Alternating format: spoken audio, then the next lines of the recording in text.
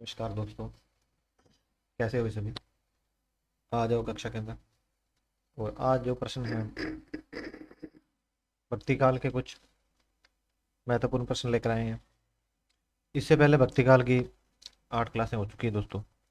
जिस भी साथी ने वो कक्षाएं नहीं देखी है वो कृपया उन क्लासों को देख ले, ताकि भक्तिकाल के बारे में बिल्कुल ही आपका जो व्यू है वो बिल्कुल साफ हो जाए। और आज जो कक्षा है दोस्तों, हम आपके लिए भक्तिकाल की एक महत्वपूर्ण कक्षा लेके आए हैं और कक्षा को बिना विलंब किए शुरू करने जा रहे हैं दोस्तों। और कक्षा का पहला प्रश्न है कि किस संप्रदाय के भक्त तिलक के बीच में एक काली बिंदी का प्रयोग करते थे और जिसमें सीधी रेखाओं को कृष्ण का एवं काली बिंदी को राधा का प्रतीक माना जाता है। तो ये कौन सा संप्रदाय है? क्या यह राधा वल्लभ संप्रदाय है, या फिर दोस्तों ये वल्लभ संप्रदाय है, और या फिर ये निम्बार्क संप्रदाय है, या सखी संप्रदाय है? तो इसका उत्तर क्या रहने वाला है? प्रश्न को एक बार पुनः पढ़ते हैं कि किस संप्रदाय के भक्त तिलक जो है बीच में एक काली बिंदी लगाते हैं और सीधी रेखाओं के सीधी रेखाओं का मतलब कृष्ण का और काली बिंदी का मतलब राधा का प्रतीक माना जाता है। तो ये किसने कहा है? इसका दोस्तों ऐसे करके उनका बना रहता है, ऐसे करके ऐसे बीच में एक काली बिंदी बनी रहती है, ठीक है। तो ये तिलक रहता है उनका। और तो ये दोस्तों आज का इसका आंसर है पहले प्रश्न का, यानी कि ए राधा वल्लभ संप्रदाय जो था या है वो क्या है?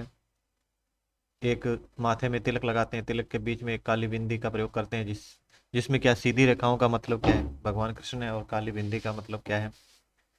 कि राधा है दोस्तों। जैसे ये है, तो ये क्या है दोस्तों? ये राधा का प्रतीक है, ठीक है।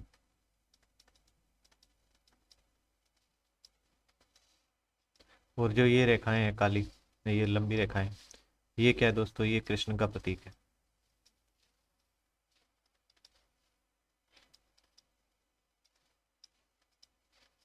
ठीक है, इसके साथ हम आगे बढ़ते हैं। आगे प्रश्न संख्या 2 है दोस्तों कि सखी संप्रदाय या हरिदासी संप्रदाय को किसने टट्टी संप्रदाय कहा है? तो आपने ये बताना है दोस्तों कि जो सखी संप्रदाय है उसको टट्टी संप्रदाय कह के किसने पुकारा है?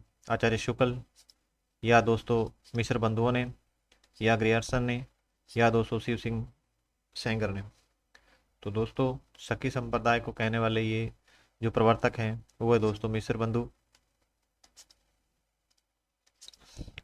इसके साथ ही उत्तर बी रहने वाला है।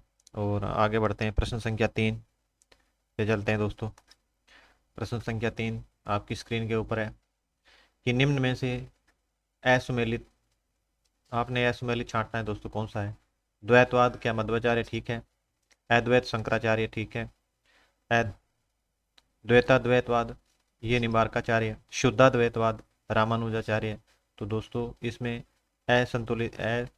असुमेलित जो है वो है दोस्तों शुद्धाद्वैतवाद, रामानुजाचार्य नहीं, रामानंद है दोस्तों। इसके साथ हम आगे बढ़ते हैं। आगे दोस्तों प्रश्न संख्या 4 है तुम्हारी स्क्रीन के ऊपर कि निम्न में से असुमेलित को विकल्प को चुनना है दोस्तों। आपने बताना है कि असुमेलित क्या है, कि उदासी संप्रदाय है जो उसके प्रवर्तक क्या श्रीचंद है, या फिर दोस्तों सत्यनामी संप्रदाय के जगजीवन दास है, या फिर प्रणामी संप्रदाय के प्राणनाथ है, और या सत्यपीर संप्रदाय के जो प्रवर्तक हैं वो क्या है दोस्तों? सत्यपीर शाह हैं। तो असुमेलित देखो उदासी संप्रदाय के श्रीचंद हैं जो कि गुरु नानक देव जी के बेटे हैं। उसके बाद सत्य संप्रदाय जगजीवन दास बिल्कुल सही है। उसके बाद प्रणामी संप्रदाय जो है उसके प्राणनाथ बिल्कुल सही है। सत्यपीर संप्रदाय के जो सत्यपीर शाह है ये नहीं दोस्तों। इसी के साथ उत्तर डी है। और आगे बढ़ते हैं। आगे जो प्रश्न संख्या 5 है दोस्तों कि सांख्य के प्रतिपादक कौन है? तो आपने बताना है कि सांख्य के प्रतिपादक कौन है। कि सांख्य के प्रतिपादक क्या कपिल मुनि है, या फिर पतंजलि है, या दोस्तों गौतम है, या फिर कौन कल्याण कणाद रहने वाले हैं? तो आपका उत्तर क्या रहने वाला है दोस्तों?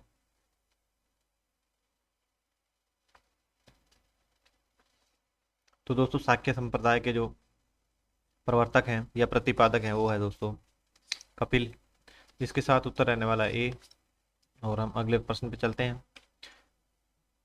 अगला जो प्रश्न है दोस्तों कि इनमें से कीलेदास के द्वारा प्रवर्तित शाखा कौन सी है? तो आपने बताना है कि जो कीलेदास है उनके द्वारा प्रवर्तित कौन सी शाखा है इसमें से। क्या ये जो तपसी शाखा है ये है दोस्तों, या फिर इनकी रसिक संप्रदाय है, या फिर दोस्तों महापुरुषीय संप्रदाय है, या फिर रामदासी संप्रदाय है? तो दोस्तों कीलेदास द्वारा संपादित या प्रतिपादित जो संप्रदाय है वो तपसी संप्रदाय है दोस्तों। इसके साथ हम आगे बढ़ेंगे। आगे जो प्रश्न संख्या 7 है दोस्तों, सुदामा चरित ग्रंथ के रचनाकार कौन है? तो आपने बताना है दोस्तों कि जो सुदामा चरित एक ग्रंथ है उसके रचनाकार कौन है। तो इनका क्या दामोदर दास है, या फिर दोस्तों बिहारिन बिहारिन दास है, या फिर दोस्तों नरोत्तम दास है, या नारायण दास है दोस्तों? तो इसका उत्तर क्या रहने वाला है? सुदामा चरित जो ग्रंथ है दोस्तों उसके रचनाकार जो है दोस्तों वो है नरोत्तम दास। ठीक है दोस्तों, इसके साथ हम आगे बढ़ेंगे। अगला जो प्रश्न है वो आपकी स्क्रीन के ऊपर है कि देख सुदामा की दीन दशा, करुण करिए करुणानिधि रोए, पानी परात में हाथ छुयो नहीं, नैन के जल सो पग धोए बोला। तो इस पद के रचनाकार आपने बताना है कौन है। तो इस पद के जो रचनाकार है वो क्या रसकान है, सूरदास है, या फिर दोस्तों नरोत्तम दास है, और या दामोदर दास है? तो ये जो है अतिशयोक्ति है दोस्तों, अलंकार की बात की जाए तो।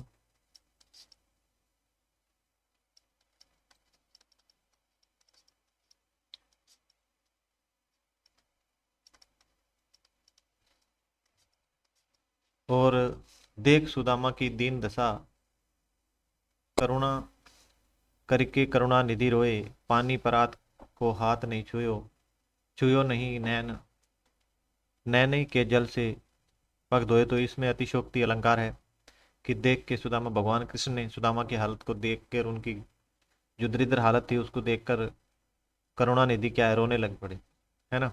आगे लिखा है कि पानी परात को हाथ छुयो नहीं, और पानी जो है परात में डाला और उसको छुआ भी नहीं उन्होंने।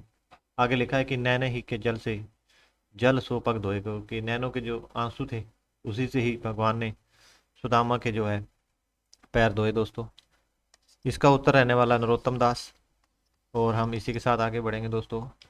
अगला जो प्रश्न है वो आपकी स्क्रीन के ऊपर है, प्रश्न संख्या 9 कि हरिव्यास देव के द्वारा भाषा में रचित महावाणी रचना का विभाजन 5 खंडों में किस नाम से किया गया है?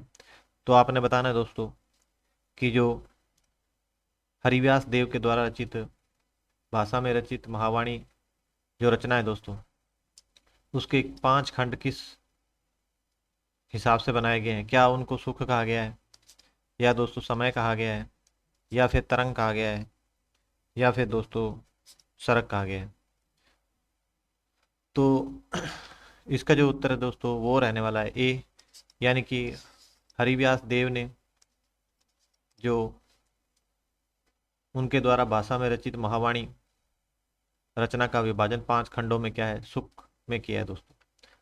आगे हम चलते हैं। आगे प्रश्न संख्या 10 देखते हैं दोस्तों कि भक्ति शब्द का उल्लेख सर्वप्रथम किस उपनिषद में प्राप्त होता है?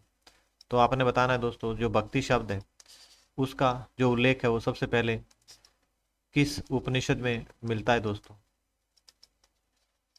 क्या उसका छंदो योग उपनिषद में मिलता है, या तैत्तिरीय योग उपनिषद में मिलता है, या श्वेत्रोपनिषद में मिलता है, या मुंडकोपनिषद में मिलता है दोस्तों? तो आपका उत्तर क्या रहने वाला है दोस्तों? यानी कि छंदो उपयोगनिष्ठ है, उसके बाद तैत्तिरीय उपयोगनिष्ठ है, उसके बाद दोस्तों श्वेतर उपनिषद और मुंडकोपनिषद। तो इसका उत्तर क्या रहने वाला है? इसका उत्तर रहने वाला है दोस्तों सी, यानी कि जो उपनिषद है श्वेतर निषद उसके अंदर क्या है भक्ति शब्द का सर्वप्रथम जो है उल्लेख पाया गया है दोस्तों। इसके साथ हम आगे प्रश्न पे बढ़ते हैं दोस्तों। कृष्ण शब्द का उल्लेख सर्वप्रथम किस उपनिषद में मिलता है?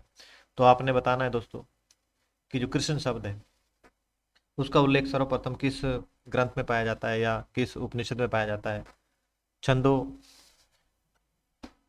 उपनिषद में पाया जाता है, या तेरी उपनिषद पाया जाता है, या श्वेता श्वेतर उपनिषद में पाया जाता है, या मुंड को उपनिषद में पाया जाता है? तो आपका उत्तर क्या रहने वाला है कि कृष्ण शब्द का सबसे पहले प्रयोग किस छंदो उपनिषद है और तेरियो उपनिषद है, उसके बाद श्वेता श्वेतर उपनिषद है दोस्तों, उसके बाद मुंडकोप उपनिषद है। तो इसका उत्तर दोस्तों रहने वाला है ए, यानी कि जो कृष्ण शब्द है वो छंदो ज्ञो उपनिषद में प्राप्त होता है सबसे प्रथम। और इसी के साथ हम आज प्रश्न संख्या 12 पे हैं दोस्तों। और प्रश्न संख्या दोस्तों 12 है कि नैनार भक्त क्या है ये? नैनार भक्त क्या वैष्णव थे, शैव थे, शाक्य थे या सिद्ध थे दोस्तों? तो नैनार भक्त क्या थे?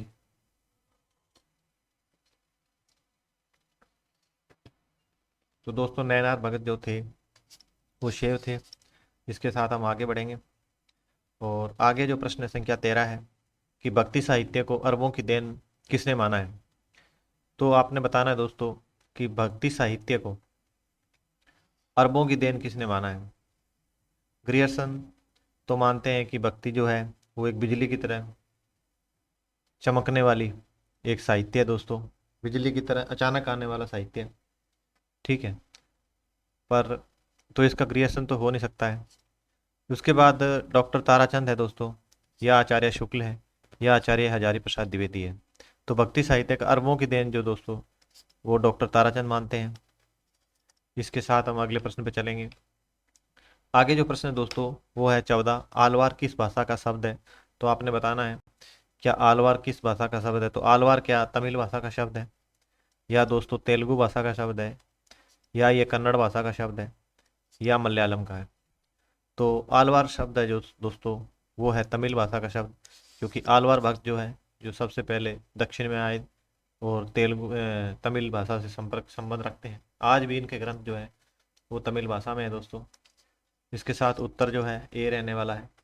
और आगे हम इसके अंतिम प्रश्न पे चलते हैं दोस्तों। असोम क्षेत्र में भक्ति का प्रचार करने वाले कौन विद्वान हैं? तो असोम कौन सा इलाका है दोस्तों? यह आसाम वाला इलाका है। ठीक है दोस्तों, तो इस क्षेत्र के अंदर जो भक्ति है उस संप्रदाय का या भक्ति का प्रचार किसने किया? चैतन्य महाप्रभु करते हैं वहाँ पे क्या, या फिर शंकर देव है, या पंचशखा है, या फिर वारकरी संप्रदाय है दोस्तों, है ना? तो इसका क्या उत्तर रहने वाला है दोस्तों? शंकर देव जो है उन्होंने आसाम के क्षेत्र में भक्ति का प्रचार किया है। और इसी के साथ आज का ये अंतिम प्रश्न था दोस्तों, और कक्षा आज यहीं समाप्त करेंगे। और इसी के हमारे साथ चैनल के साथ जुड़ने के लिए आपका धन्यवाद सभी का। और आगे हम दूसरी कक्षा लेकर आते रहेंगे आपके लिए।